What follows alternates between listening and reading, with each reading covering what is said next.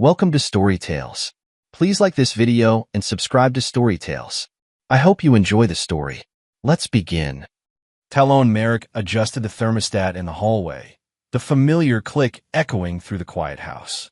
At 43, his movements carried the precision of an electrical engineer, calculated, purposeful, never wasted. The two-story home in suburban Atlanta looked like every other house on Maple Street. White picket fence, manicured lawn, basketball hoop in the driveway. Normal. Safe.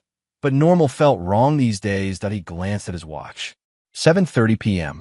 Lissa should be home from her marketing job by now. Callan should be finishing homework upstairs. Instead, the house sat empty except for him, the silence pressing against his ears like static electricity.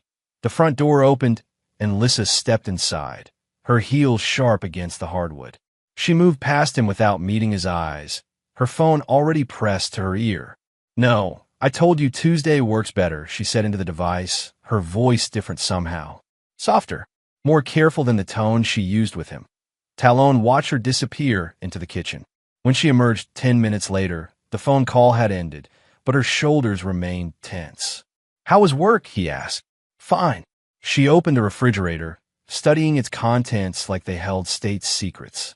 "Long day. The Morrison Project, giving you trouble?" "Something like that." She pulled out a yogurt, peeled back the lid. "Callan's at study group. He'll be late." Talon nodded, though something twisted in his chest.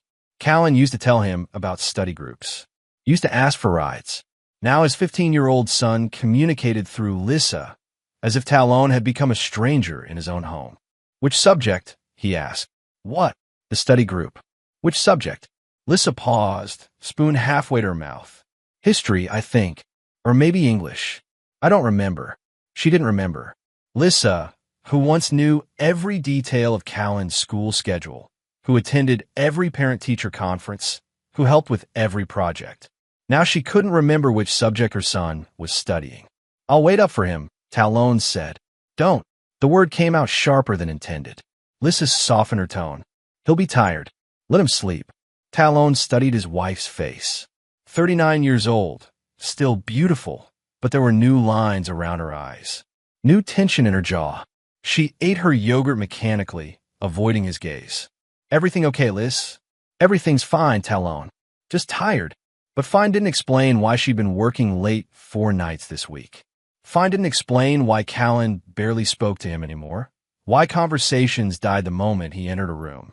Fine didn't explain the feeling in his gut that something fundamental had shifted in his family, like a circuit with a loose connection that could spark at any moment. Talon went to his workshop in the basement, but even surrounded by his tools and projects, the unease followed him.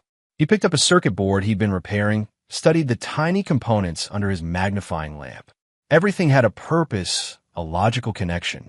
Fix the broken pathway, restore the flow of electricity, and the device worked again. That if only families were as simple as electronics. 3 days later, Talon left work early. The power grid analysis for the city's new development could wait. He'd been pulling 12-hour days for 2 weeks straight, and the project manager had finally told him to go home. His truck turned onto Maple Street at 4:15 p.m. Lissa's car sat in the driveway, unusual for a Wednesday afternoon. Through the garage window, he could see her pacing, phone pressed to her ear. Talon parked on the street and walked around to the side of the house. He wasn't spying, he told himself, that just curious why his wife was home early too. The garage window was cracked open, and her voice drifted out. "Can't keep doing this," Lissa was saying, her tone urgent. "He's getting suspicious." Talon froze. "No, I haven't told him anything. But Callan's struggling with this whole thing. He's just a kid, Bryce." Bryce. Talon didn't recognize the name. He pressed closer to the window, his engineering mind automatically cataloging details. Lissa's body language was different, more animated. Her voice carried an intimacy he hadn't heard in months. "I know what we agreed, but this is harder than I thought," she continued. "Talon's not stupid. If he finds out..." A car door slammed somewhere on the street.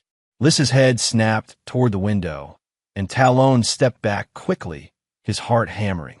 He walked to the front door and entered normally, calling out as he always did. "I'm home." Lissa appeared from the garage, phone nowhere in sight. You're early. Finished the Morrison calculations ahead of schedule. He watched her face. Thought I'd surprise you. That's nice. But her smile looked painted on. I was just checking on the car. Been making that weird noise again. The lie came so smoothly that Talon almost believed it. Almost. But the garage had been silent except for her voice when he'd walked up that night after Callan had come home and disappeared upstairs with barely a grunt in Talon's direction. Talon made a decision. In his workshop, he pulled out a small digital recorder he'd use for work meetings. The device was no bigger than a thumb drive. Parental monitoring software. That's what he'd call it. Every responsible parent tracked their teenager's phone usage these days.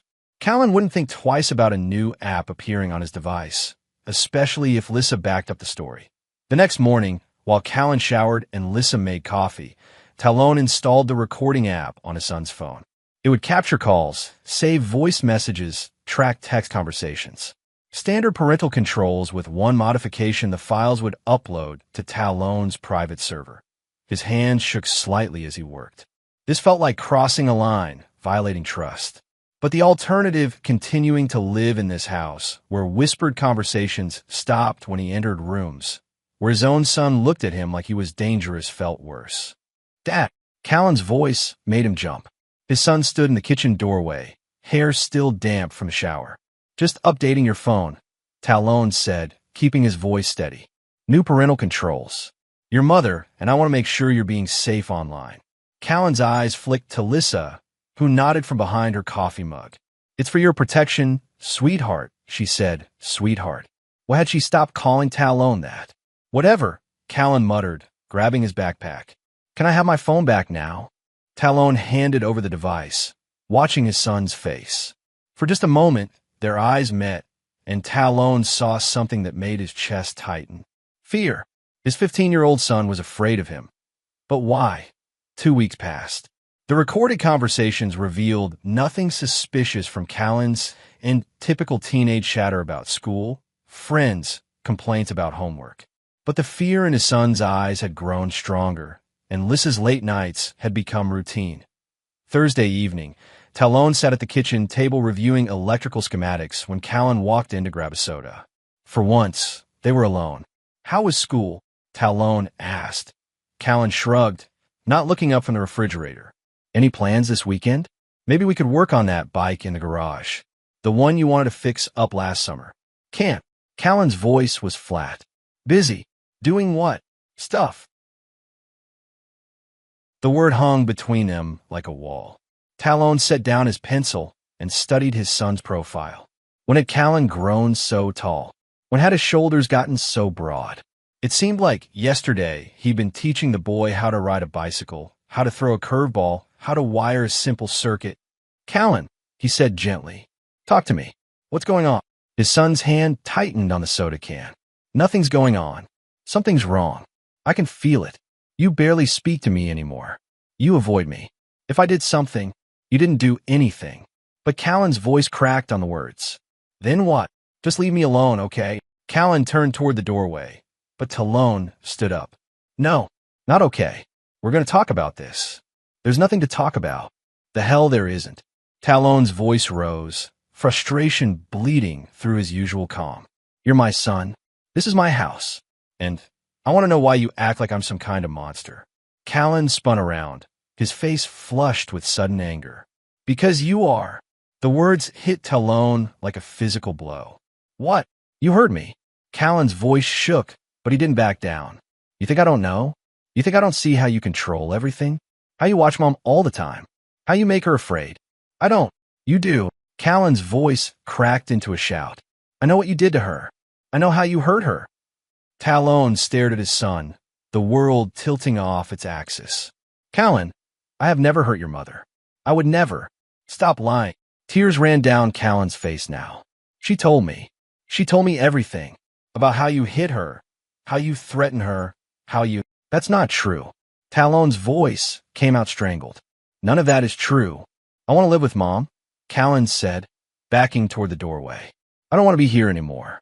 I don't want to be around you. Callan, please. Listen to me. But his son was already running upstairs, his footsteps pounding overhead like gunshots. Talon stood frozen in the kitchen, his mind reeling. Abuse? He'd never raised a hand to Lissa, never even raised his voice to her until recently. Where had these lies come from? Lissa appeared in the doorway, her face a mask of concern. What happened? I heard shouting. He thinks I abuse you, Talon said numbly. He thinks I hurt you. Lissa's expression didn't change. No surprise, no outrage, no immediate denial. Just careful concern, like she was handling unstable explosives. Talon, she said softly, we need to talk. Did you tell him that? Did you tell our son that I abuse you? You're scaring him, she said instead of answering. You're scaring both of us. The accusation landed like ice water in his veins. I'm scaring you. Look at yourself right now. Look at your face, your posture. You're standing there clenched like you want to hit something.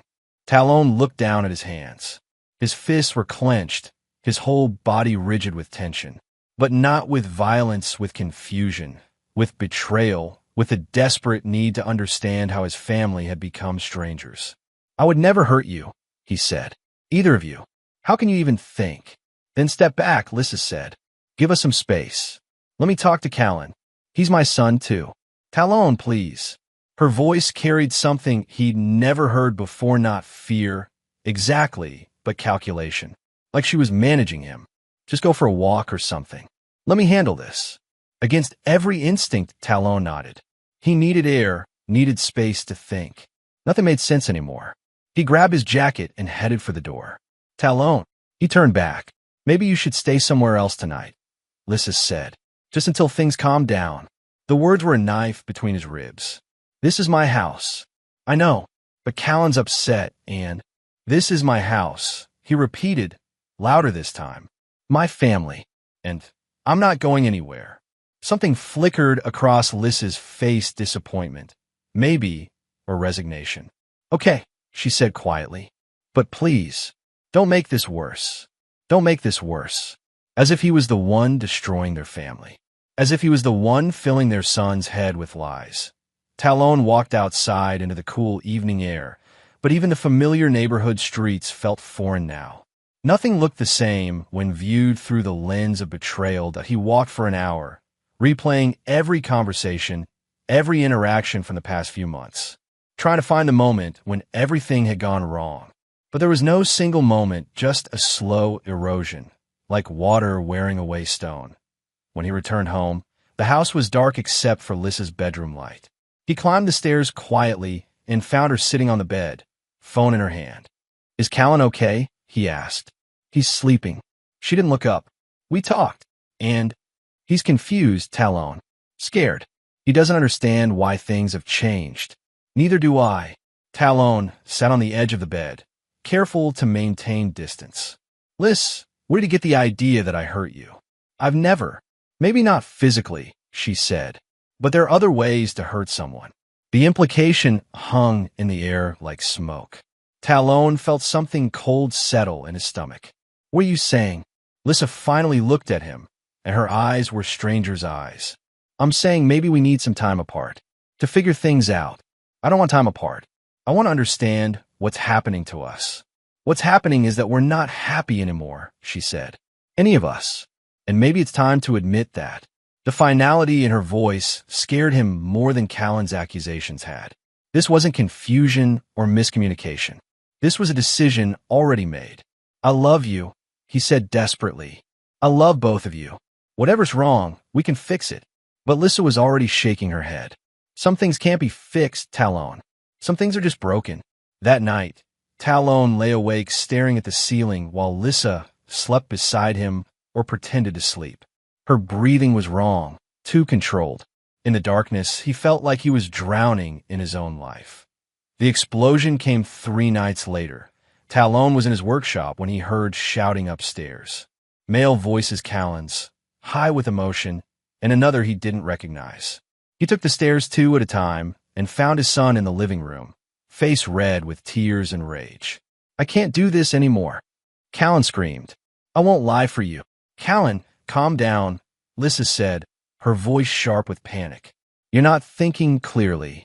I am thinking clearly. For the first time in months. Callan turned toward Talon, his young face twisted with pain. She made me say those things about you. She made me pretend you hurt her. The world stopped. What? Talon's voice came out as a whisper. She said if I didn't help her, she'd lose everything. She said you'd take me away from her. She said, Callan's voice broke. She said you were dangerous, but she was lying. You never hurt anybody. Talon's gaze moved to Lissa, who stood frozen by the couch. Her face had gone pale, her carefully constructed mask finally cracking. Is that true? He asked. Talon, let me— The silence stretched between them like a chasm. Finally, Lissa lifted her chin in a gesture he'd once found endearing. You wouldn't understand, she said. The confession hit him like electricity, every circuit in his body lighting up at once. Rage, pure and white-hot, flooded through him. Without thinking, he stepped toward her. You destroyed our family, he said, his voice deadly quiet. You turned my son against me. You made him lie. Don't you dare come near me. Lissa screamed, backing away. Callan, call 911. Mom, no. Call them now. But Talon had already moved, his hand reaching out not to hurt her, but to shake sense into her, to make her explain why she'd blown up their lives. His fingers barely brushed her shoulder before she stumbled backward, her Performance Academy award worthy. He's attacking me, she cried, loud enough for the neighbors to hear. Callan, help me. I didn't touch you, Talon said, but even he could hear how it sounded, the desperate denial of every abuser in history. Callan stood between them, tears streaming down his face. Stop it. Both of you, just stop. But it was too late. Lissa had already pulled out her phone, was already dialing 911. Her voice, when she spoke to the dispatcher, was perfect, scared, vulnerable, believable. Please, I need help. My husband is threatening me. My son is here, and I'm afraid he's going to hurt us. Talon stared at her, understanding flooding through him like ice water. This wasn't spontaneous. This was planned. Every piece carefully arranged, every move calculated. The sirens arrived 12 minutes later. The courtroom smelled like disinfectant and broken dreams. Talon sat beside his court-appointed attorney, a tired-looking man named David Pierce, who'd explained the situation in terms that still didn't feel real. Domestic violence cases are serious business, Pierce had said. The court errs on the side of caution. Even without physical evidence, accusations alone can. But there was no violence, Talon had interrupted. I barely touched her. That's what they all say, Pierce had replied, and something in his tone made it clear he'd heard this defense before. Now, watching Lissa take the witness stand, Talon felt like he was observing his own execution. She wore a navy blue dress, conservative, respectable, and her voice carried just the right amount of tremor when she spoke. He's always been controlling, she testified, dabbing at her eyes with a tissue. At first, I thought it was just his personality. He's an engineer, very precise, very rigid in his thinking. But over the years, it got worse. Talon's attorney scribbled notes, but his expression suggested he was already preparing for defeat. Can you give the court specific examples? The prosecutor asked. He monitored everything I did. Where I went, who I talked to, how I spent money. He installed tracking software on my phone without my knowledge. She paused, the picture of a woman struggling to speak difficult truths. He threatened me. What kind of threats? He said if I ever tried to leave him, he'd make sure I lost everything. He'd take Callan away from me. He said he had ways of making people disappear. The lies rolled off her tongue like honey. Talon wanted to stand up, to scream the truth, but Pierce's hand clamped down on his arm. Not here, his attorney whispered. Let me handle this. But Pierce's cross-examination was weak, ineffective. He asked the right questions about evidence, about witnesses, about the timeline, but Lissa had answers for everything. She'd had time to prepare. Then they called Callan to the stand. Talon's son walked to the witness box like a man heading to his own hanging. He wore a white button-down shirt that made him look younger than 15, more vulnerable. When he raised his right hand to be sworn in, his fingers trembled. Callan, the prosecutor said gently, I know this is difficult, but I need you to tell the court what you witnessed at home. Callan's eyes found Talon's across the courtroom. In that gaze, Talon saw everything. Guilt, fear, confusion, and something else, a desperate plea for forgiveness. My dad. Callan's voice was barely audible. The judge asked him to speak up. My dad gets angry sometimes. What happens when he gets angry? He yells. He throws things. Callan's voice broke. He hurt my mom. Each word was a blade in Talon's chest. His own son, speaking lies that would destroy them both. Did you see him hurt her? Yes. Can you tell the court what you saw? Callan stared at his hands. He pushed her. Hard. She fell down and couldn't get up for a while. Another lie. Another perfectly crafted piece of fiction designed to paint Talon as a monster. Are you afraid of your father, Callan? The boy's eyes filled with tears. Yes. The word echoed in the courtroom like a gunshot. Talon felt something break inside him, not just his heart, but his faith in truth, in justice, in the basic fairness of the world. When Pierce's turn came, he was gentle with Callan, but the damage was done. A scared teenager, testifying against his own father, carried more weight than any physical evidence could. No further questions, Your Honor, Pierce said, and Talon knew it was over. After the hearing, Talon stood outside the courthouse in the cold October air, temporary restraining order in his hand. He couldn't go home, couldn't see his son, couldn't even call without risking arrest. There's an appeal process, Pierce was saying, but his words sounded far away. We can request a hearing in 30 days, try to. They're lying, Talon said. I believe you, but believing and proving are different things. A car pulled up to the curb, a beat-up Honda Civic with a disabled veteran license plate. The driver's side door opened, and Lennox Carter emerged, moving carefully with the help of a cane. His left leg, shattered by an IED in Afghanistan, had never healed properly, but his mind was sharp as ever. Heard you needed a ride, Lennox said. Talon looked at his best friend, a man who'd served 3 tours, who'd lost half his left leg and most of his hearing in one ear to protect American freedoms, who now worked as a volunteer counselor at the VA hospital. How did you? Your sister called me. Said you might need backup. Remy. Talon had forgotten he'd called her from the courthouse pay phone, too shaken to make sense. Get in, Lennox said. We'll figure this out. As they drove away from the courthouse, Talon watched the building shrink in the side mirror. Somewhere inside, his wife and son were probably celebrating their victory. Or maybe Callan was crying, destroyed by what he'd been forced to do. You want to tell me what really happened? Lennox asked that. Talon did. He told Lennox everything, the strange phone calls, the late nights, the way Callan had exploded with accusations that made no sense. He told him about the final confrontation, about Lys's perfect performance, about his son's terrified face. Lennox listened without judgment, the way he'd learned to do at the VA. When Talon finished, they sat in silence for several minutes. She's smart, Lennox finally said. Planned this whole thing like a military operation. But why? What does she gain? Everything. House, kid, support payments, victim status. She gets to start over without look. They pulled up to a modest apartment complex on the south side of town. Lennox had called ahead to a friend who needed a temporary roommate. This is where you're staying? Talon asked. Just until we sort this mess out. Lennox struggled out of the car, his cane clicking on the asphalt. And we will sort it out, Merrick. Don't go soft on me now. That night, lying on a stranger's couch in a stranger's apartment, Talon stared at the ceiling and wondered how his life had become unrecognizable. 43 years old, and he was homeless, banned from his own house, forbidden from seeing his own son. But Lennox was right about one thing: this was war. And Talon had never backed down from a fight that mattered. The recording device sat on the kitchen table like a loaded gun. Talon had retrieved it from his workshop during his court-supervised visit to collect personal belongings 10 minutes under sheriff supervision. Barely enough time to grab clothes and toiletries.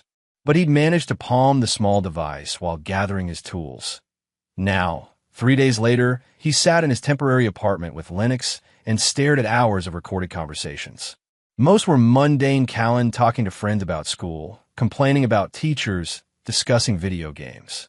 Normal teenage chatter that broke Talon's heart with its ordinariness. But then they found a call from 2 weeks ago that Callan's voice came through the speakers, high and strained. "Grandma, I can't do this anymore." An older woman's voice responded, Lissa's mother, Helen, calling from Phoenix. "Sweetheart, what's wrong? Mom wanted to say things about Dad. Bad things. Things that aren't true." Lennox leaned forward, his expression sharp. "Keep listening." "I don't understand." "Honey," Helen said. "What kind of things?" "She wants me to tell people he hit her, that he's mean to us." "But he's not, Grandma. Dad never hurt anybody. He just fixes things and works a lot and tries to help me with homework." There was a long pause on the recording. Then Helen's voice, careful now. "Callan, why would your mother want you to say those things?" "I don't know." The boy's voice cracked with frustration. "She says if I don't help her, she'll lose everything. She says Dad will take me away from her. She says—" Callan's voice dropped to a whisper.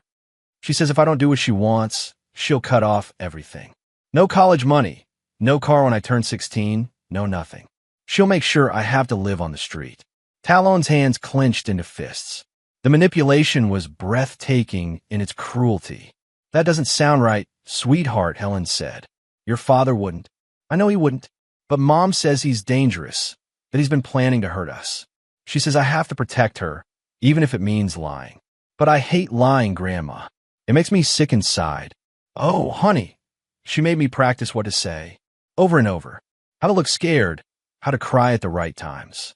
She said if I mess up, if people don't believe me, then Dad will win and we'll both suffer.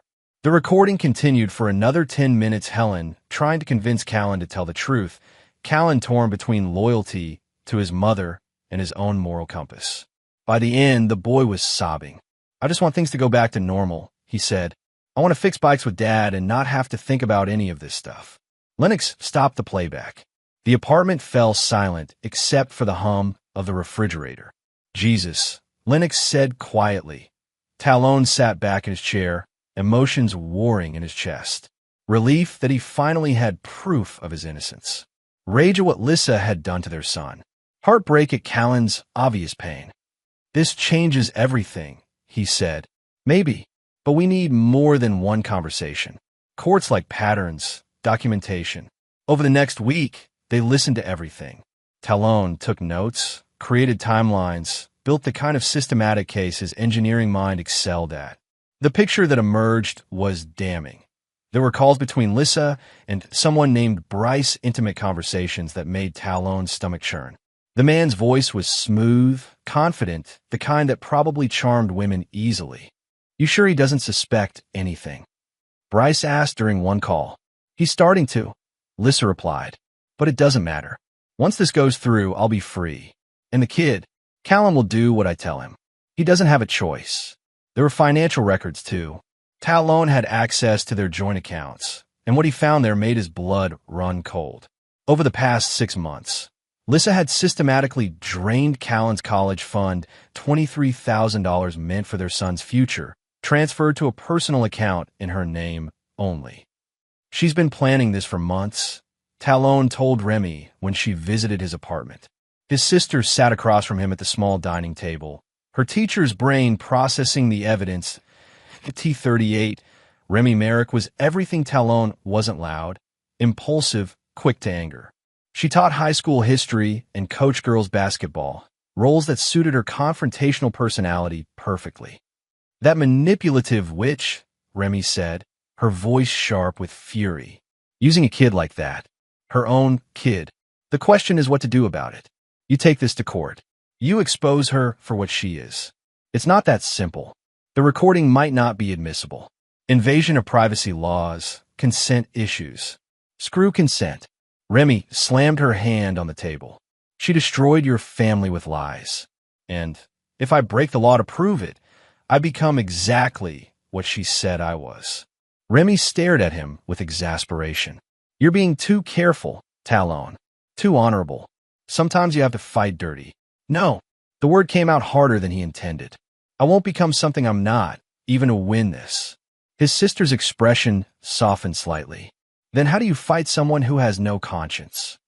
It was Lennox who provided the answer. He'd been quiet during Talon and Remy's argument, but now he leaned forward. "You be smarter than she is," he said. "She thinks she's won, which means she's going to get sloppy. People always do when they think they're safe. What do you mean? She's got a boyfriend, right? This Bryce character.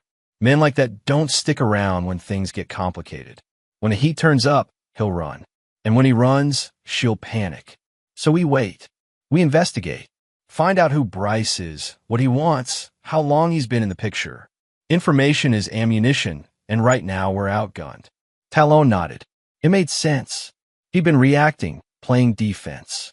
Time to go on the offense. The private investigator cost $2,000 Talon couldn't afford, but Remy helped with the fee. Within a week, they had a full report on Bryce Martinez, 34 years old, gym coach in an upscale fitness center, divorced twice, and the owner of a domestic violence record from his first marriage. He's got a type, the investigator explained over coffee. Married women with money. Charms them, convinces them to leave their husbands, then bleeds them dry before moving on to the next mark. How long has he been seeing my wife? Based on credit card records and witness statements, at least 8 months. Maybe longer. 8 months. That meant the affair had started before the strange behavior, before the late nights, before everything fell apart. Lissa hadn't just decided to leave him, she'd found his replacement first. There's something else, the investigator said. Your wife's been looking at apartments. Put a deposit down on a place across town. 2 bedrooms, expensive. More than she could afford on her salary alone. She's planning to take Callan. Looks that way. The lease starts next month. Talon felt something cold settle in his chest. Not just anger now, but determination. Lissa thought she'd won. Thought she could start fresh with her new boyfriend and his son. But she'd made one crucial mistake, that she'd underestimated him. The bottle of bourbon sat unopened on the kitchen counter, amber liquid catching the light from the overhead fixture. Talon stared at it like it was a loaded weapon, which in a way it was. He'd bought it an hour ago, walking into the liquor store with no clear plan beyond the need to make the pain stop. 3 weeks since the restraining order. 3 weeks of living in limbo, seeing lawyers, gathering evidence, trying to build a case that might give him back his life. 3 weeks of missing his son, so much it felt like a physical ache. The apartment was quiet except for the tick of the wall clock and the distant hum of traffic. Lennox had gone to his VA group meeting, wouldn't be back for hours. Remy was at school, teaching her evening classes. Talon was alone with his thoughts and the bottle. He'd never been a heavy drinker, maybe a beer after work, wine with dinner on weekends. But tonight, the idea of oblivion held dangerous appeal. Just drink until the recordings stopped playing in his head, until he could forget the look on Callan's face in the courtroom, until the betrayal felt like someone else's story. His phone buzzed. Text message from an unknown number. Dad, it's me. Can't talk long. Are you okay? Talon's heart stopped. Callan. His son had found a way to contact him despite the restraining order. He typed back quickly. I'm okay. Are you? No. Mom's acting weird. Different. There's a man here sometimes. Bryce. I know about Bryce. Do you hate me?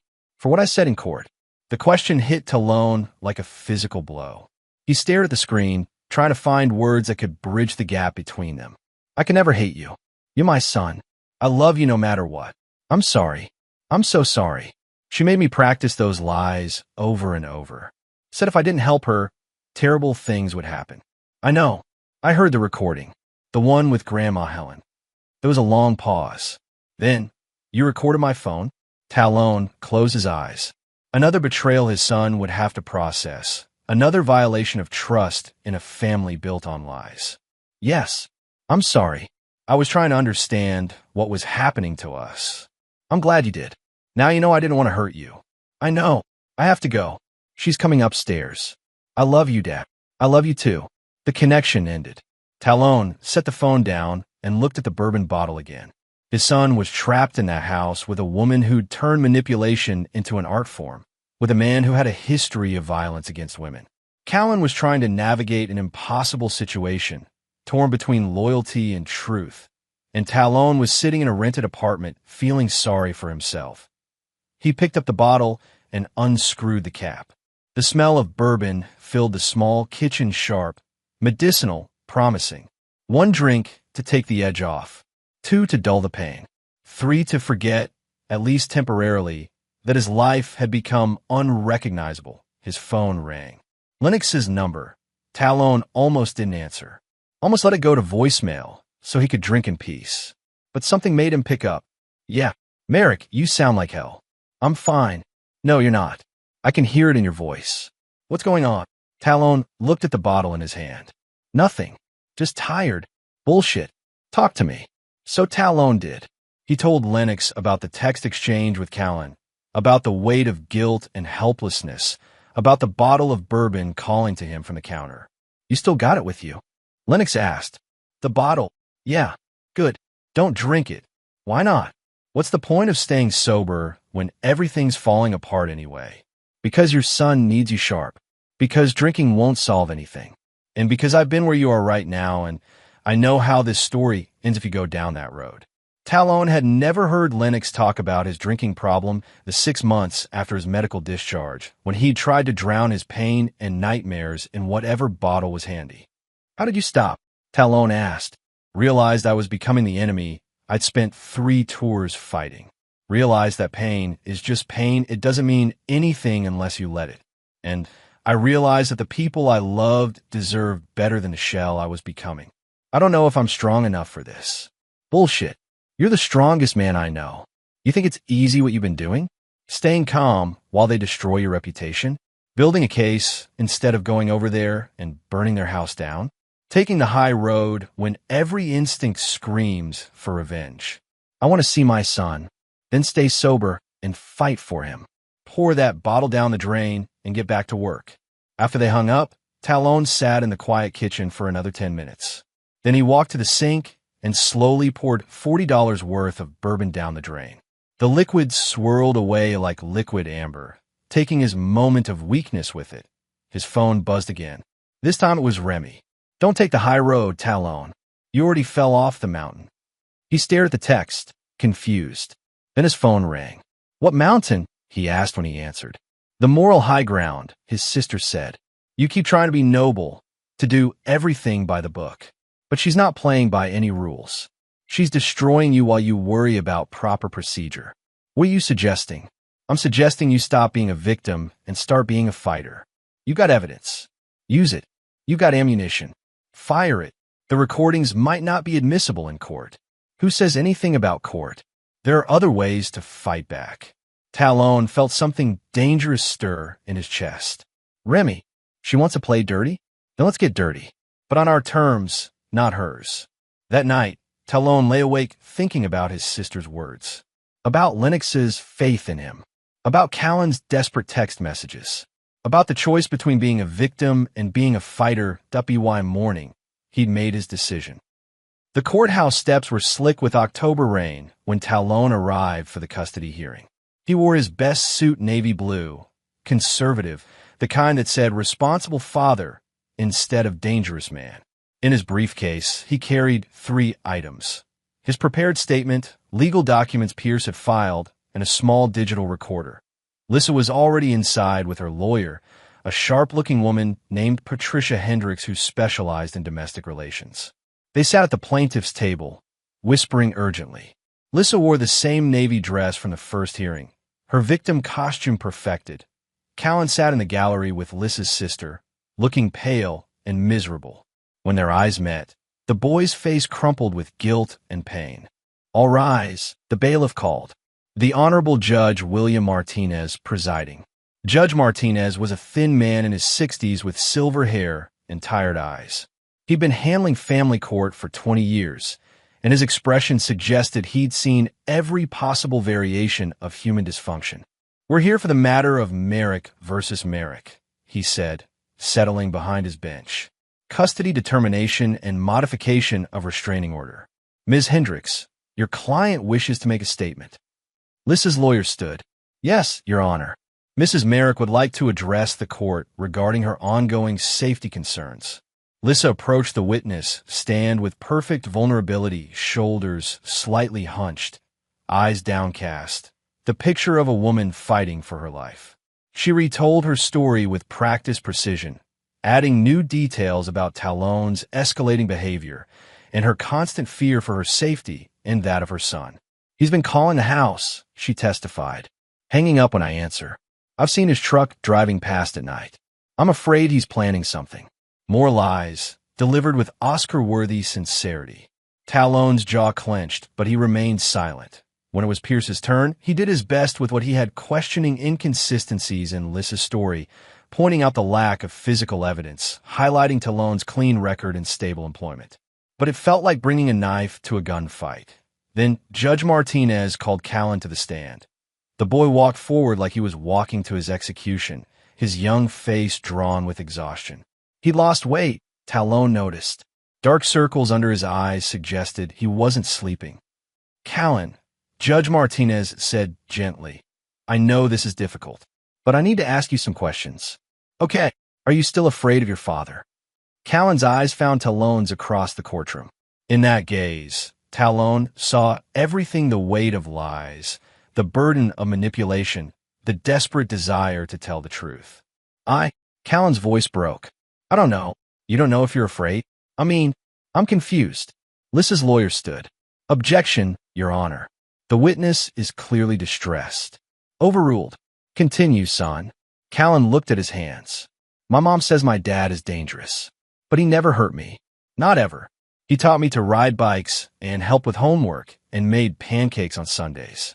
But you testified earlier that you witnessed him abuse your mother. The courtroom held its breath. Callan's face went white. He looked at Lissa, then at Talon, then at his hands again. I don't want to lie anymore. The words fell into the silence like stones into still water. Judge Martinez leaned forward. What do you mean? You don't want to lie anymore? She made me say those things, Callan whispered, about Dad hurting her. But he didn't. He never did. Lissa's face went rigid with shock. Her lawyer was already standing, objecting, but Judge Martinez waved her down. Who made you say things that weren't true? The judge asked. My mom. Callan's voice was barely audible. She said if I didn't help her, bad things would happen. She practiced with me, over and over, what to say and how to say it. The courtroom erupted. Lissa shot to her feet, her mask finally slipping. He's confused, she shouted. He doesn't know what he's saying. Mrs. Merrick, sit down, Judge Martinez ordered, but the dam had broken. Callan was crying now, the words spilling out like water through a burst pipe. She said Dad was going to take me away from her, but that wasn't true either. She said she'd lose everything if I didn't help, but she was planning to leave anyway. She has a boyfriend named Bryce, and they were going to move to a new apartment. That's enough, Lissa screamed, starting toward the witness stand. The bailiff moved to intercept her. Judge Martinez pounded his gavel. Order. Mrs. Merrick, return to your seat immediately. In the chaos, Talon stood up. His voice, when he spoke, cut through the noise like a blade. Your Honor, I have evidence. The courtroom fell silent. Judge Martinez fixed him with a sharp stare. Mr. Merrick, you're not currently testifying. Your Honor, with respect, I have audio recordings that corroborate my son's testimony. Pierce grabbed Talon's arm, whispering urgently, but Talon shook him off. This was the moment. Win or lose, he was going to fight. Judge Martinez considered for a long moment. Approached the bench. All counsel. They huddled around the judge's bench. Talon, Pierce, Hendricks, and the prosecutor. Talon pulled out the digital recorder. This contains conversations between my son and his grandmother, recorded on his phone with parental monitoring software, he said quietly. It proves everything he just testified to. Your Honor, Hendricks protested. This is highly irregular. Chain of custody issues, admissibility. I'll allow it, Judge Martinez said. Given the circumstances and the minor's testimony, I think we need to hear this. They returned to their seats. Judge Martinez addressed the courtroom. I'm going to hear an audio recording. Everyone will remain silent. Talon pressed play. Callan's voice filled the courtroom, young and scared and heartbreakingly honest. Grandma, I can't do this anymore. Mom wants me to say things about Dad. Bad things. Things that aren't true. As the recording played, Talon watched faces around the courtroom. The prosecutor looked sick. Hendricks was frantically scribbling notes. Lissa sat frozen, her face a mask of rage and desperation. But it was Callan's expression that mattered most. Relief flooded his features like sunrise after a long night. The truth was finally free. When the recording ended, the courtroom remained silent for nearly a minute. Judge Martinez cleared his throat. Ms. Hendricks, does your client wish to respond to this evidence? Lissa's lawyer whispered urgently in her ear, but Lissa shook her head violently. She stood up, her composure completely shattered. This is ridiculous, she said, her voice shaking with fury. You can't believe a confused teenager over a mother trying to protect her child. Mrs. Merrick, Judge Martinez warned, I strongly advise you to consult with your attorney. No, the word came out as a shriek. I won't let him destroy us. Talon is dangerous. He's manipulative. She stopped abruptly, as if realizing she was proving the opposite of her point. In the gallery, Callan had started crying again, not from fear, but from exhaustion and relief. Judge Martinez studied the courtroom for a long moment. When he spoke, his voice carried the weight of absolute authority. I'm calling a recess. When we reconvene in 1 hour, I'll issue my ruling. Mrs. Merrick, I strongly suggest you use that time to consider your position. As the courtroom emptied, Talon remained seated, the digital recorder still in his hands. It was over. Whatever happened next, the truth was finally out. Pierce patted his shoulder. That was either brilliant or insane. Maybe both, Talon replied. Through the courtroom windows, he could see Lissa on the courthouse steps, pacing frantically while talking on her phone. Probably calling Bryce, he thought. Probably realizing that her perfect plan had just collapsed around her. But Talon's attention was focused on Callan, who sat alone in the now empty gallery. Father and son looked at each other across the space that had separated them for weeks. Callan mouthed 2 words, I'm sorry. Talon shook his head and mouthed back, I love you. For the first time in months, his son smiled. Judge Martinez returned to his bench with the demeanor of a man who'd spent the recess reviewing case law and questioning his faith in humanity. The courtroom had refilled, but the atmosphere was different now, charged with the electricity that comes after a storm breaks. Lissa sat at the plaintiff's table, her earlier composure replaced by barely controlled panic. Her lawyer whispered urgently in her ear, but Lissa's attention was fixed on the courtroom doors, waiting for someone who wasn't coming. Talon noticed the absence too. Bryce Martinez, no relation to the judge, despite sharing a surname, had been conspicuous by his presence at earlier hearings, sitting in the back row like moral support. Now his seat was empty. All rise, the bailiff called. Judge Martinez settled behind his bench and fixed the courtroom with a stern gaze. I've reviewed the evidence presented today, including the audio recording submitted by Mr. Merrick. I've also taken time to research relevant case law regarding coerced testimony and parental alienation. He paused, letting the weight of his words settle. This case represents one of the most egregious examples of manipulation and abuse of the court system I've encountered in 20 years on this bench. Mrs. Merrick, your actions have not only damaged your relationship with your husband, they have traumatized your own child. Lissa's face went white.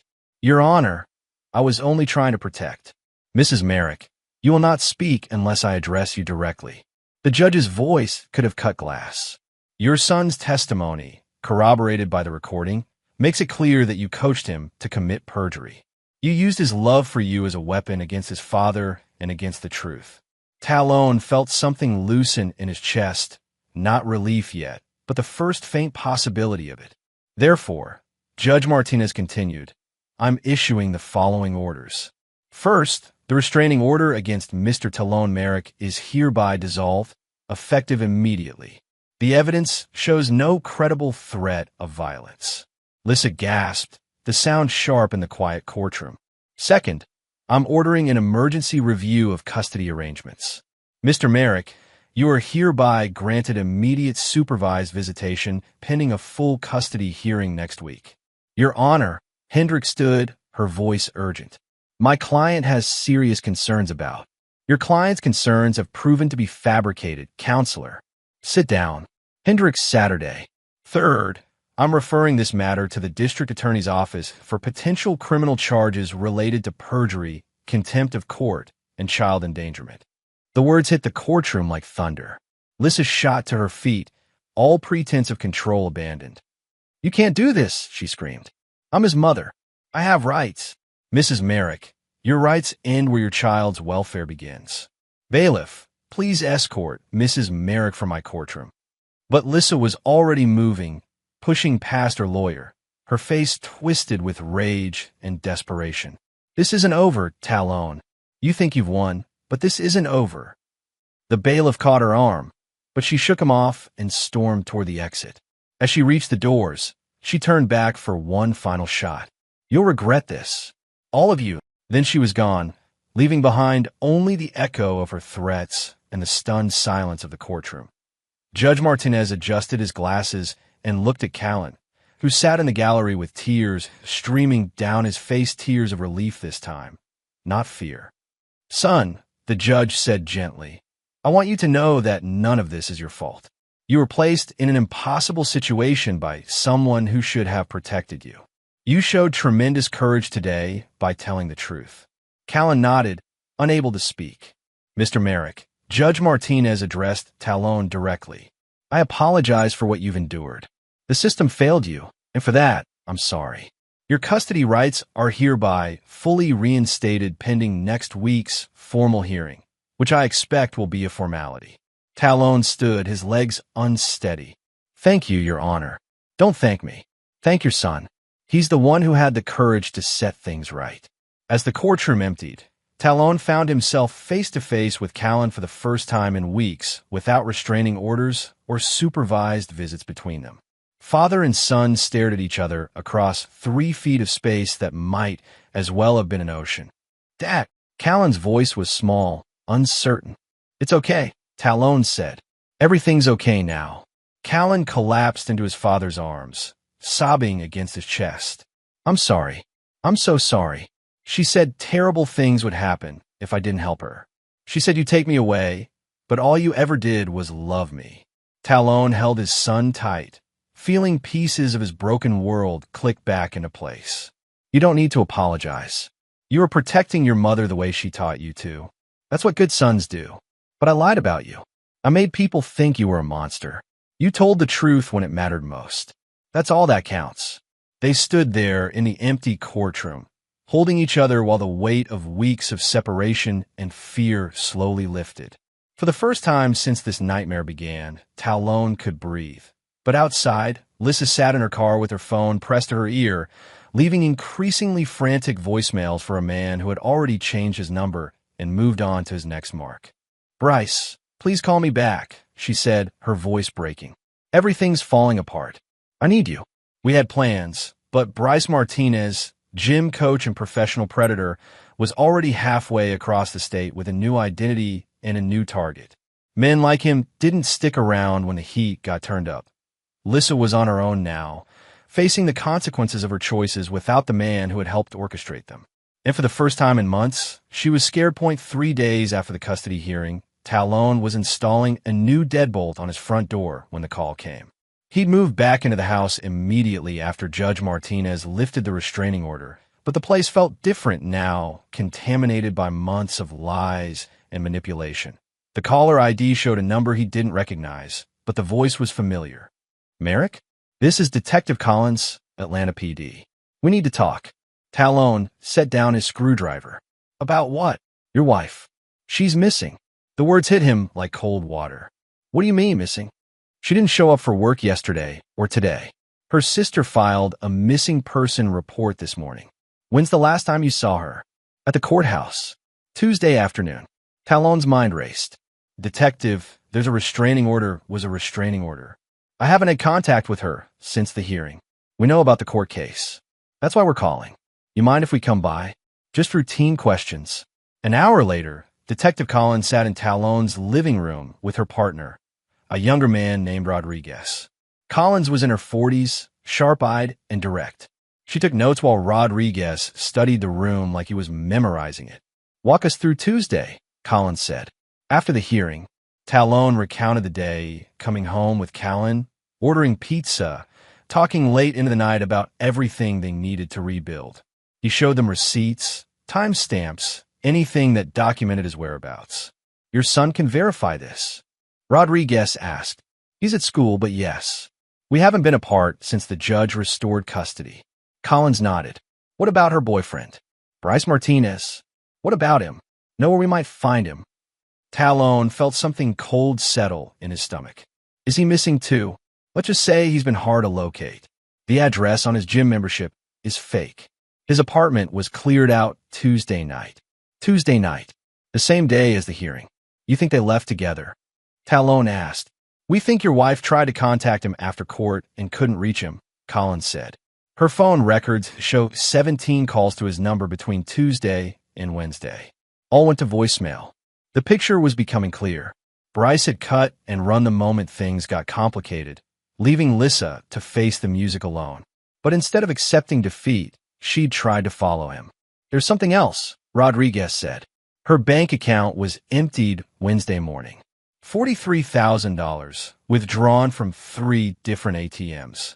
Talon's blood went cold. That's impossible. She doesn't have that kind of money. Actually, she did. We traced the funds. Some came from your son's college account money she'd transferred over the past 6 months. The rest. Collins consulted her notes. The rest came from credit cards opened in your son's name. She used Callan's social security number, identity theft, credit fraud, along with the perjury charges from court. She's looking at serious federal time if we find her. Talon sank into his chair, the scope of Lissa's deception finally becoming clear. It wasn't just the affair, wasn't just the lies in court. She'd been systematically looting their family's finances, destroying their son's future to fund her escape plan. Mr. Merrick, Collins said gently, is there anywhere she might go? Family, friends, somewhere she felt safe. He thought about it. Lissa's parents lived in Phoenix, but they'd never approved of her behavior. Her sister lived locally, but had already distanced herself from the mess. Where did someone go when they burned every bridge? I don't know, he admitted. She doesn't have many close friends. Her whole life revolved around work and home. What about credit cards? Emergency funds. I froze our joint accounts after the separation.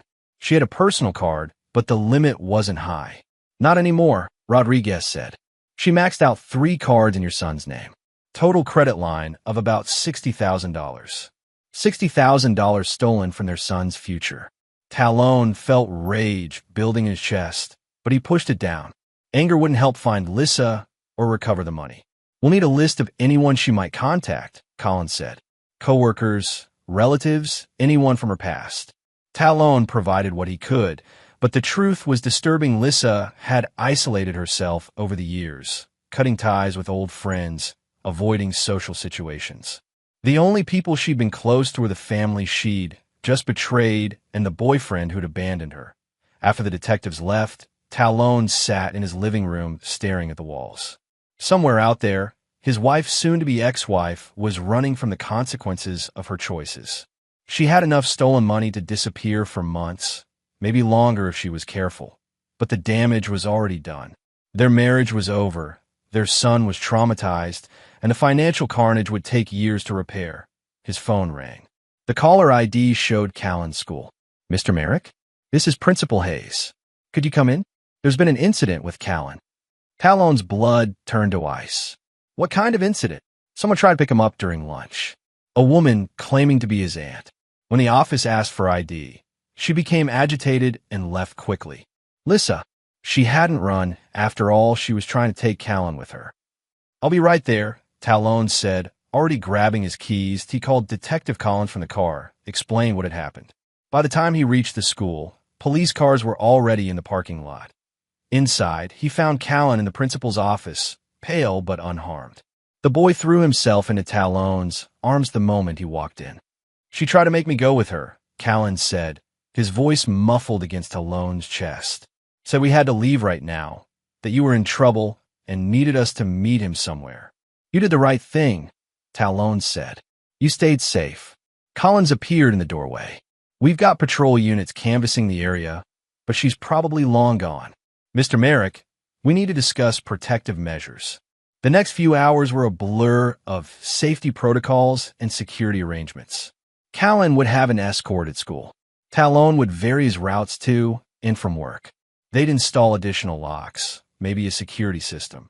But the hardest part was explaining to Callan that his mother, the woman who'd raised him, who'd sung him lullabies and kissed scraped knees, had become someone they needed protection from. Why is she doing this? Callan asked that night as they sat in the kitchen eating takeout Chinese food. Talon had been dreading this question, but his son deserved honesty. Sometimes people make choices that change who they are, he said carefully. Your mother got involved with someone who wasn't good for her. She started believing that lying was okay if it got her what she wanted. But she's still my mom.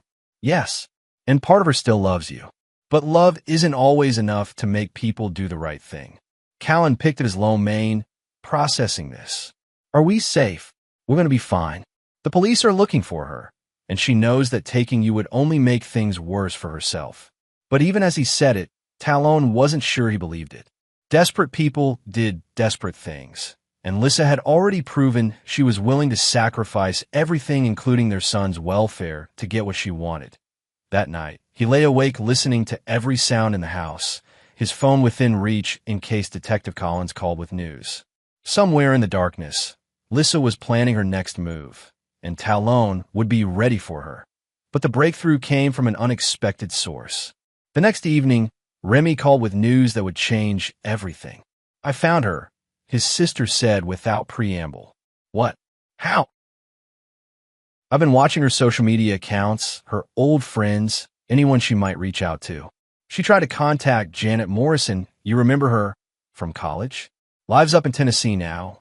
Talon did remember. Janet had been Lissa's roommate sophomore year, before they drifted apart. Janet called me an hour ago, Remy continued. Said Lissa showed up at her door yesterday, looking desperate. Spun some story about you being abusive, needing a place to hide. But Janet's not stupid. She saw the news coverage of the court case. Knew something didn't add up. Where is she now? Janet told her she couldn't help. Suggested she turn herself in. Lissa got angry, started making threats. Janet called the local police, but by the time they arrived, Lissa was gone. So we still don't know. Actually, we do. Janet's security camera caught Lissa's license plate. I already called Detective Collins. They're tracking her credit card usage. Should have her location within hours. Relief flooded through Talon like water through a broken dam. It was almost over. Finally, truly almost over. The call came at 2 a.m. We found her, Collins said without preamble. Highway Patrol pulled her over about 50 miles north of here. Driving erratically, probably exhausted. Is she? She's fine.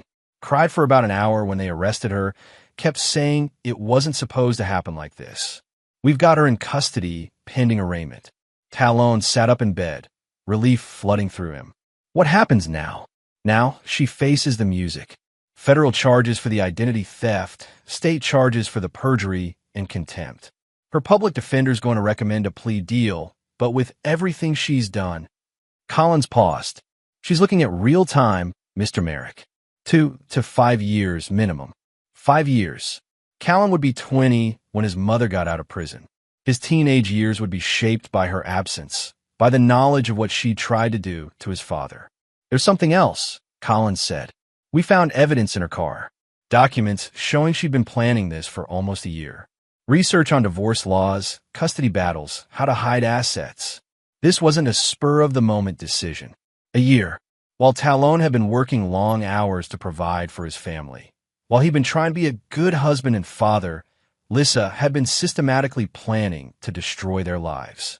Mr. Merrick? You still there? Yeah, just processing. I know it's a lot, but it's over now. She's in custody, your son is safe, and you can start rebuilding. After Collins hung up, Talon checked on Callan. His son was sleeping peacefully for the first time in weeks, no longer afraid that his mother might appear at his window or at his school. But the healing process was just beginning.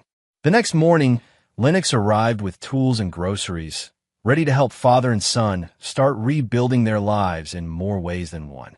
Thought we could work on that motorcycle today, Lennox said, nodding toward the garage where an old Honda sat waiting. And maybe cook some breakfast first. Real breakfast, not takeout. Callan's face lit up with the first genuine smile Talon had seen from him in months. Can we make pancakes? Like we used to on Sundays. Whatever you want, son, Talon said. We've got all the time in the world now. As they worked together in the kitchen, Lennox, directing operations from his chair, Callan mixing batter, Talon manning the griddle, something fundamental shifted in the house. The shadows that had haunted these rooms began to lift, replaced by the simple satisfaction of normal family activities. Later, in the garage, they bent over the motorcycle's engine, while Lennox explained the basics of internal combustion. Callan asked questions with the eagerness of a boy who'd been denied such moments for too long. Talon watched his son's face light up with understanding. Remembering why he'd fallen in love with engineering in the first place, the joy of making broken things work again. "Hand me that socket wrench," Callan said, his voice confident for the first time in months. "Which size?" Talon asked. "The 12 millimeter. I can tell by looking at the bolt now." Such a small victory, but it felt enormous. His son was learning, growing, becoming himself again. The fear was gone from his eyes, replaced by curiosity and trust. "You're getting good at this," Lennox observed, cleaning a carburetor jet with practiced precision. "Might have an engineer in the family after all." "Maybe," Callan said, "but I want to be the kind who helps people, like Dad does with a power grid, making sure everyone has electricity." Talon felt his throat tighten with pride.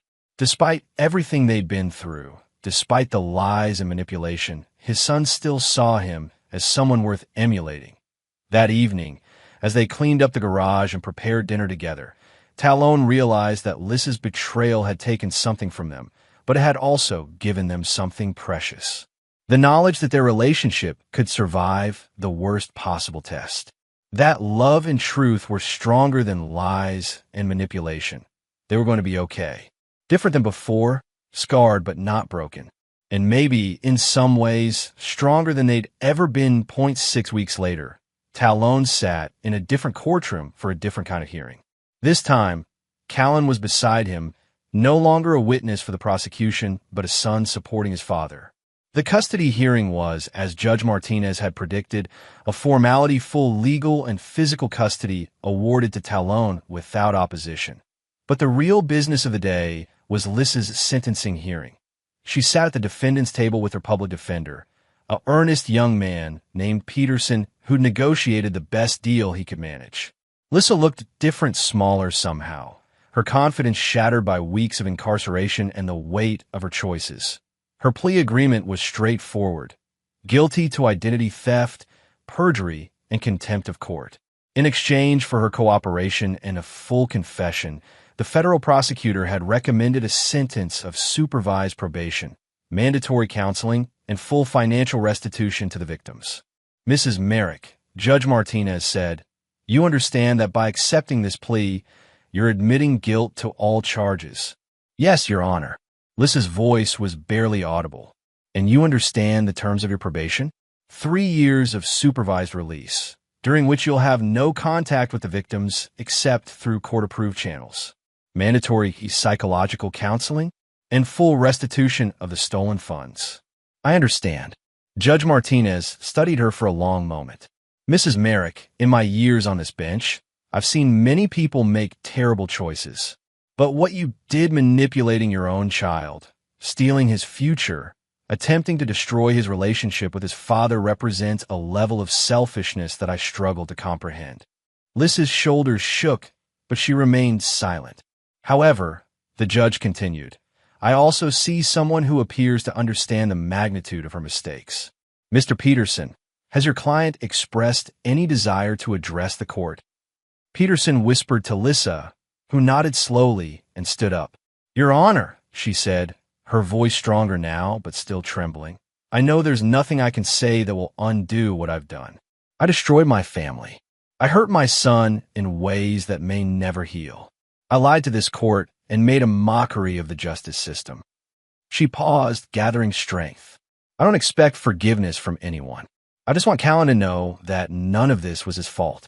He was the best part of my life, and I ruined that because I was selfish and weak and couldn't face the truth about what I was becoming." Tears were streaming down her face now, but she continued, "Talon, you were a good husband and father, and I repaid that by trying to destroy you. I'm sorry, doesn't begin to cover what I owe you both." She sat down, spent. The courtroom was silent except for the sound of her quiet sobbing. Judge Martinez considered for a moment, then spoke. I accept the plea agreement.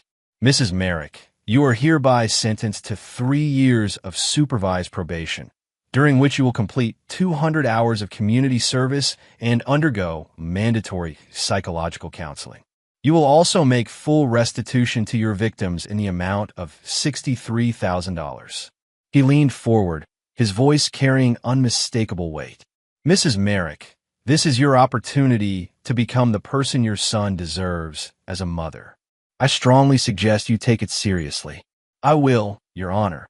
As the hearing concluded and Lissa was led away by the probation officer who would supervise her release, Talon felt an unexpected emotion, not satisfaction or revenge, but something closer to pity. She destroyed her own life as thoroughly as she'd tried to destroy theirs. Outside the courthouse, Callan was quiet as they walked to their truck. How do you feel? Talon asked. Sad, his son said finally. But also free? Like I can finally stop worrying about what she might do next. It's okay to miss her, you know. She's still your mother, no matter what she did. I know, but I'm angry too. She stole my college money. She tried to make everyone hate you. She made me lie in court. He paused. Is it wrong to be angry at your own mom? No, Talon said firmly. It's not wrong. She hurt you. She betrayed your trust. Being angry about that is completely normal. They drove home through streets that looked familiar again, past houses where normal families lived normal lives. The college fund was gone, but they'd rebuild. Callan was smart, hardworking. There would be scholarships, student loans, ways to make his dreams happen. That evening, as they worked together on homework at the kitchen table, a ritual reestablished over the past month. Callan looked up from his algebra textbook. Dad, what happens when Mom's probation is over? What if she wants to see me? Talon considered his answer carefully. When that time comes, and it's still 3 years away, you'll be 18. An adult. You can decide for yourself what kind of relationship you want with her.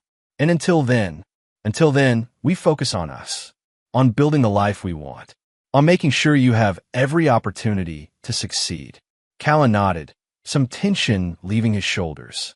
I believe you. 3 months later, they attended Lennox's youth program fundraiser at the community center. Talon had been volunteering there since the trial ended, helping kids from broken homes with math and science projects. It felt good to give back, to turn his own experience into something useful for others. The fundraiser was a modest affair, folding tables with homemade desserts, a small band playing covers of classic rock songs, families and volunteers mingling in the gymnasium. But it raised $12,000 for the program, money that would go toward equipment, field trips, and college scholarships for kids who needed them most. As the evening wound down, Talon approached Lennox at the registration table. Here, he said, handing over an envelope. Lennox opened it and found a check for $10,000. Merrick, what is this? Callan's college fund. What we recovered from the accounts Lissa drained. Talon glanced at his son, who was helping stack chairs across the room. We talked about it. Decided we'd rather invest in other kids' futures while we rebuild our own. Lennox stared at the check. This is too much, man. You need this money. We need to do something good with it more than we need to hoard it. Besides, Talon smiled, Callan's got 4 years to earn scholarships. Kid's smart enough to get into any school he wants if he works for it. You sure about this? I'm sure. Lennox folded the check carefully and put it in his wallet. This'll change everything for some of these kids. You know that, right? That's the point. As they prepare to leave, Remy appeared with her usual dramatic flair, balancing 3 plates of leftover cake. Brother dear, she said, distributing dessert. You realize you're actually smiling these days? It's disturbing. Very funny. I'm serious. You look like someone who's finally figured out how to be happy. She studied his face. It suits you. Talon looked around the community center at the families cleaning up together, at Lennox organizing next month's events, at Callan laughing with a group of younger kids. 6 months ago, his world had been collapsing. Now it felt solid again, built on truth instead of lies. Yeah, he said. I guess it does. As they walked to the parking lot, Callan fell in a step beside his father. Dad, thanks. For what? For not giving up. For fighting for us, even when it looked impossible. Talon put his arm around his son's shoulders. Thanks for coming back to me. Where else would I go? You're my dad. They drove home through the quiet streets of their suburban neighborhood, past the houses with their warm lights and ordinary problems. Talon thought about Lissa, probably spending another evening alone in her court-mandated apartment, attending her court-mandated therapy sessions, working at her court-mandated community service. But mostly he thought about the future, about Callan's senior year coming up, about college applications and scholarship interviews, and all the normal father-son experiences they'd almost lost. About rebuilding trust and learning to believe in people again, that IT wouldn't be easy. They both carried scars from the past year, damage that would take time to heal completely. But they were together, and they were free, and that was enough to build on. The house on Maple Street looked the same as always: white picket fence, manicured lawn, basketball hoop in the driveway. Normal. Safe. Home. But this time, normal felt right. 1 year later, the motorcycle in the garage was a 1975 Honda CB 550, olive green with chrome accents and more character than rust. Talon had bought it from a salvage yard for $300, a project he and Callan could work on together during the long summer months. "Hand me that socket wrench," Callan said, his voice muffled by the bike's engine compartment.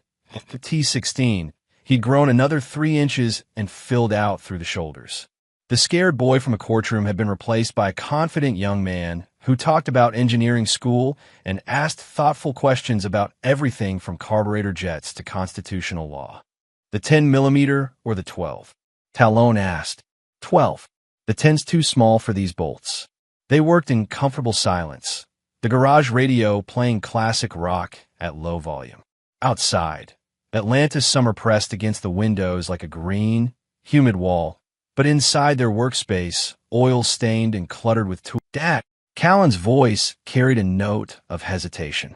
"Yeah, I got a letter yesterday. From Mom." Talon's hands stilled on the wrench he was cleaning. They'd known this day would come. Lissa's probation officer had mentioned that supervised correspondence might be approved after her first year of counseling. "What did it say?" "She wants to see me. Says she's been going to therapy, that she understands now how much she hurt us." Callan sat back from the motorcycle, wiping his hands on an old towel. "She says she's sorry." Talon studied his son's face. No fear there anymore, no confusion. Just a young man wrestling with complicated emotions about his mother. "What do you want to do?" "I don't know. Part of me wants to hear what she has to say, but part of me thinks it's too little too late. Both feelings are valid." "What would you do?" It was a fair question, and one Talon had been asking himself since Detective Collins' final call months ago. His anger toward Lissa had cooled into something harder and more permanent, not hatred, exactly, but complete indifference. She'd burned every bridge between them, and he had no interest in rebuilding. But Callan was different. He was her son too, and he'd have to live with whatever decision he made. "I probably see her," Talon said finally. "Not because I believe she's changed, but because I want to look her in the eye and know for sure. And if she really has changed, then maybe you two can find some kind of relationship again.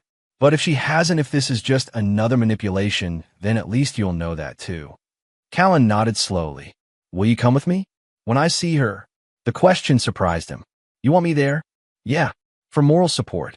And because—" Callan's voice trailed off, then strengthened. "Because you're the parent who stayed. You're the one who fought for me. If I'm going to face her, I want you there." Talon felt something warm expand in his chest. "Of course I'll come." They returned to work on the motorcycle, but the conversation had shifted something between them. Another small step in the ongoing process of healing, of learning to trust the world again. 2 weeks later, they drove to the community center where Lissa was completing her court-mandated service, helping to coordinate meals for homeless families. The supervised visit would take place in a conference room under the watchful eye of her probation officer. Lissa appeared looking thinner than Talon remembered, her hair shorter and streaked with premature gray.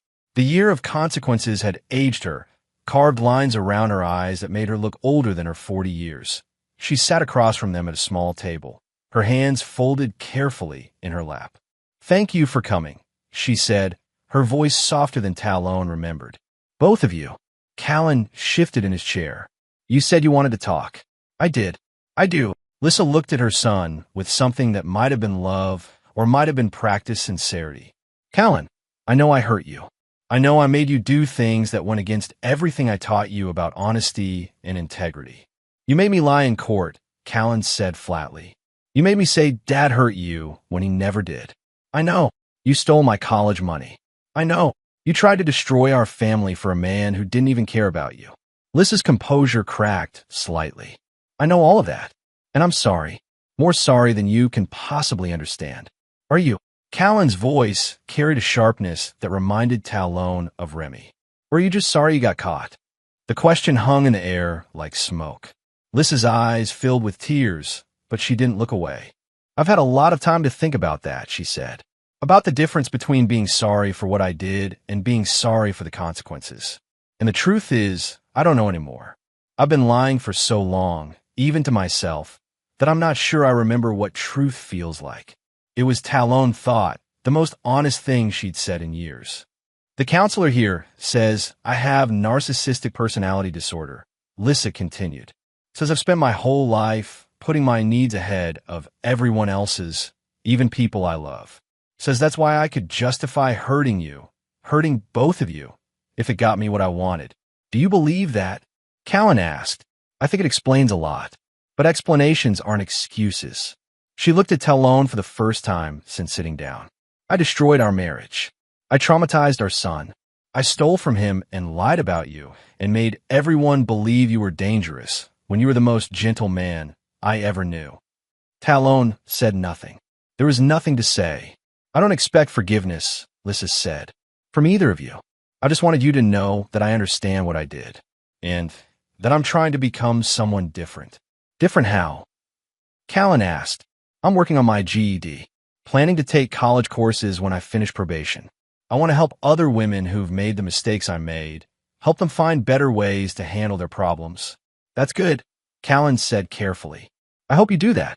They talked for another 20 minutes about Callan's school, about Talon's work, about the motorcycle they were restoring together. Safe topics that didn't require trust or vulnerability. When visiting time ended, they stood to leave. Callan, Lissa said, will you visit me again? Talon's son considered the question with the gravity of someone much older than 16. Maybe, he said, but not because you asked, because I decide I want to. That's fair. As they walked to the parking lot, Callan was quiet. Talon let him process the visit in his own time, in his own way. She seemed different, Callan said finally. Maybe she is. Maybe she isn't. What matters is what you think. I think she's trying to be different, but I also think she's got a long way to go. And how do you feel about that? Callan stopped walking and looked back at the community center. Sad mostly. Sad that it took losing everything for her to figure out she needed a change. Sad that I'll never be able to trust her the way I used to. But also, he paused, searching for words. Also grateful that we got away from her before she destroyed us too. They drove home through the Georgia countryside, past farms and small towns, and all the ordinary places where ordinary people lived ordinary lives. Lives built on truth and trust, and the simple understanding that love meant protecting the people you cared about, not using them. The house on Maple Street was exactly as they'd left it normal, safe home. The motorcycle waited in the garage, half-assembled and full of potential. Tomorrow they'd work on it some more, learning about engines and mechanics and the satisfaction of building something with your own hands. That night, as Talon was turning off the lights, Callan appeared in the kitchen doorway. Dad, thanks for coming with me today. You don't have to thank me. Yeah, I do. For that and for everything else. For not giving up when things looked impossible. For fighting for us when everyone else believed her lies. For being the kind of father worth. Talon felt his throat tighten with emotion. You're worth fighting for too, son. Don't ever forget that. I won't. As Callan headed upstairs to bed, Talon stood in the quiet kitchen and thought about the past 2 years, the lies and betrayal, the courtrooms and police stations, the slow process of rebuilding trust and learning to believe in the future again. That it hadn't been easy. Some days it had felt impossible, but they'd made it through, father and son, scarred but not broken. And now they had something precious and rare, a relationship built on truth, tested by fire, and stronger for having survived that in the drawer by the phone. The latest bank statement showed a growing college fund, not the original amount, but growing steadily through Talon's contributions and Callan's part-time job at the electronics repair shop. The boy was learning about circuits and components, developing the same passion for making broken things work that his father had discovered years ago. Outside, the suburban neighborhood settled into sleep. Normal families in normal houses living normal lives. But normalcy, Talon had learned, wasn't something to take for granted. It was something to fight for, something to protect, something to be grateful for every single day. He turned off the lights and headed upstairs, where his son slept peacefully and tomorrow waited with all its ordinary possibilities. For the first time in years, that was enough. Fade out.